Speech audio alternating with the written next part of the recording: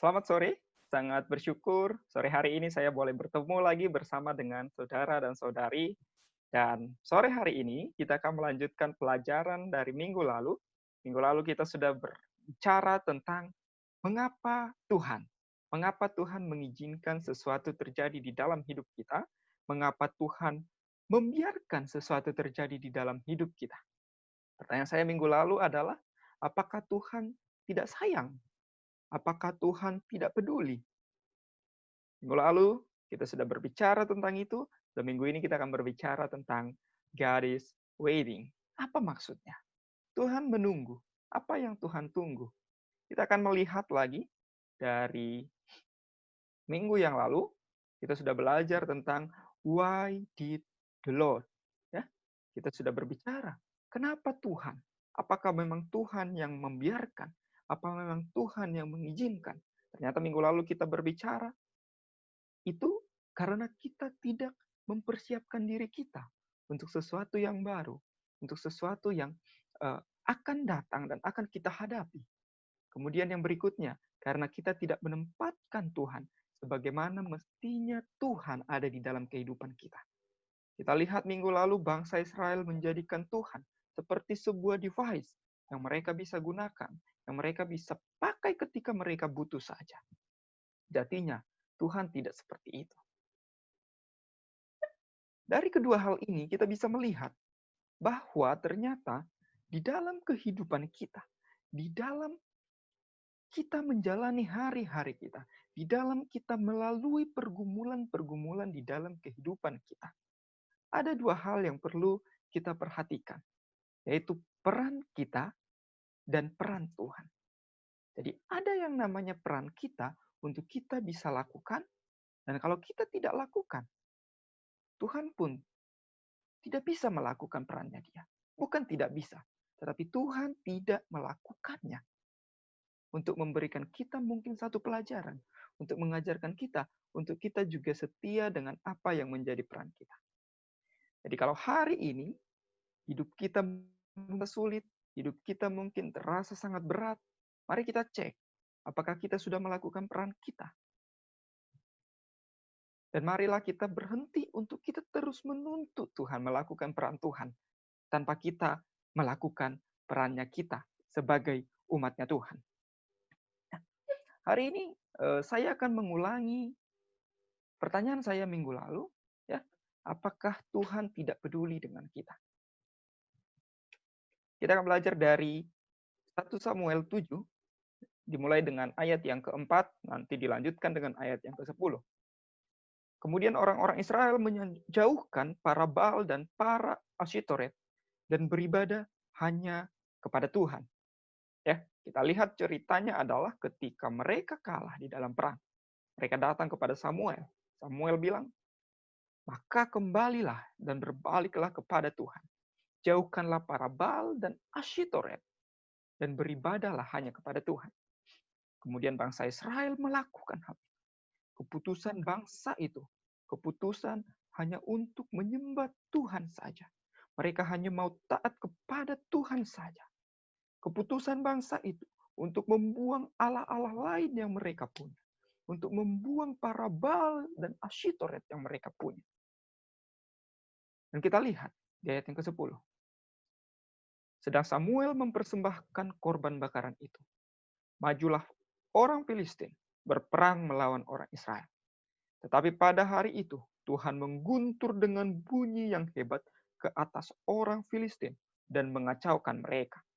Sehingga mereka terpukul kalah oleh orang Israel.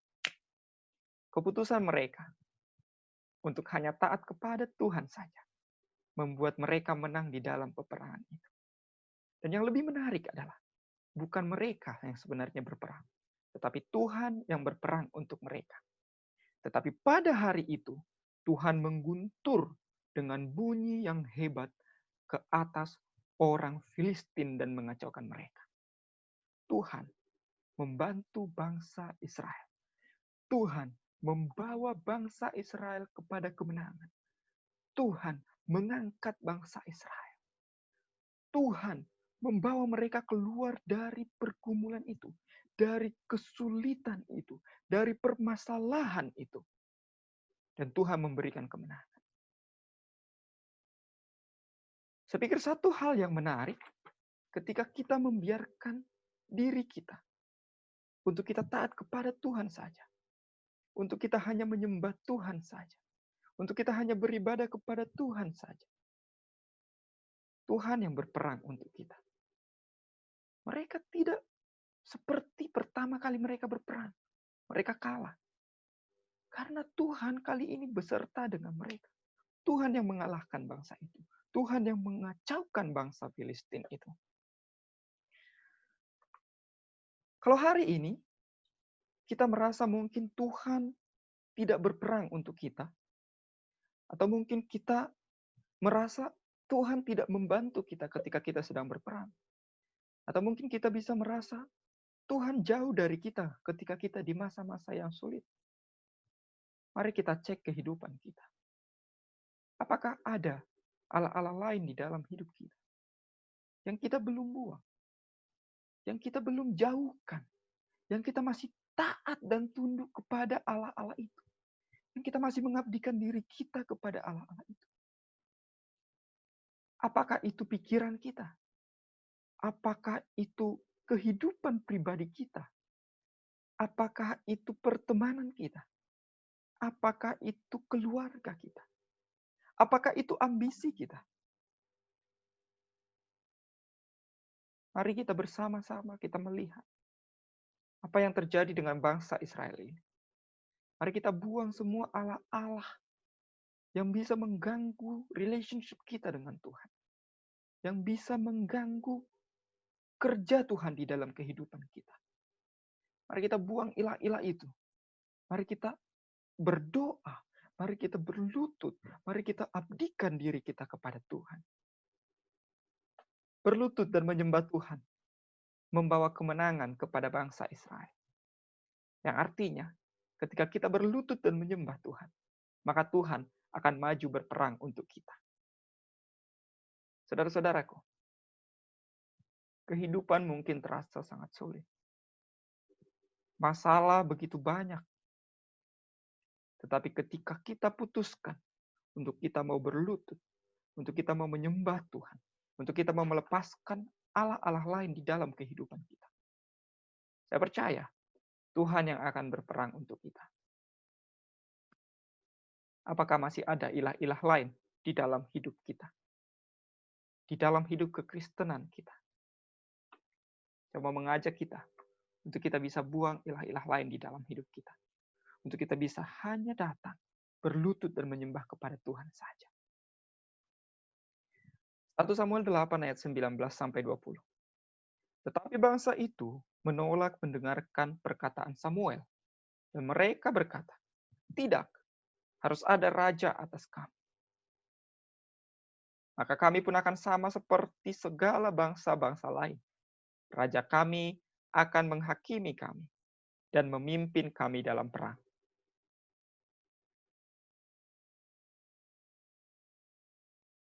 Ini adalah kejadian setelah bangsa Israel berhasil mengalahkan bangsa Filistin.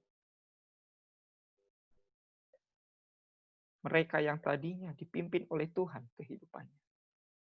Sekarang mereka menginginkan seorang raja untuk memimpin mereka.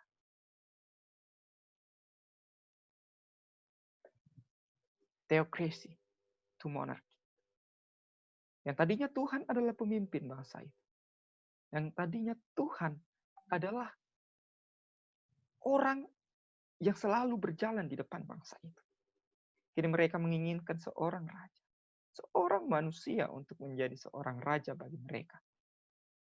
Mereka ingin sama seperti bangsa-bangsa yang lain. Untuk mereka punya satu raja. Tanpa mereka sadar, sebenarnya mereka juga punya raja itu. Mereka punya Tuhan sebagai raja di dalam kehidupan mereka. Ini adalah siklus daripada perjalanan bangsa Israel itu. Yang pertama mereka menyembah Baal dan Asyitoret. Dan mereka kalah di dalam perang. Mereka berperang, maju melawan orang Filistin. Dan mereka kalah. Kemudian mereka berbalik untuk mereka menyembah Tuhan. Mereka menang melawan bangsa Filistin. Mereka berjaya atas bangsa itu. Dan hari ini mereka ingin kembali menyembah Raja. Mereka mau meninggalkan Tuhan. Bukankah di dalam hidup kita, sebagai orang-orang Kristen, sebagai orang-orang muda mungkin, sebagai mahasiswa mungkin kita yang mendengarkan di sini, hidup kita juga sama seperti ini. Masih ingat ketika bangsa Israel membawa tabut itu ke dalam peperangan itu. Mereka berharap Tuhan menolong mereka. Tetapi yang mereka sembah adalah Baal dan Asyitoret. Dan mereka kalah.